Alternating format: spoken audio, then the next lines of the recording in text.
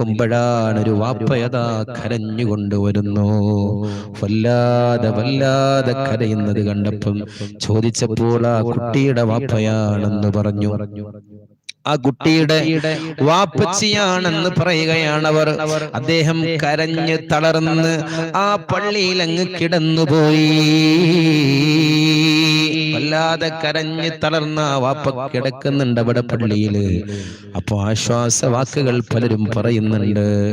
ആ പൊന്നുമോളുടെ പിതാവിനെ കുറിച്ച് ഞാൻ ചോദിച്ചപ്പോൾ അവര് പറയുകയാണ്, അവരുടെ കൂടെയുള്ളവര് പറയുകയാ, ഉസ്താദേ ഇത് മൂന്നാമത്തെ ആളാണ് മരിച്ചു പോകുന്നത്.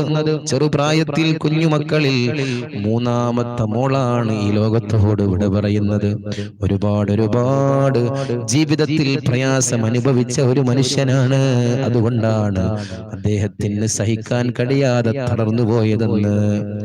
സഹിക്കാൻ കഴിയാതെ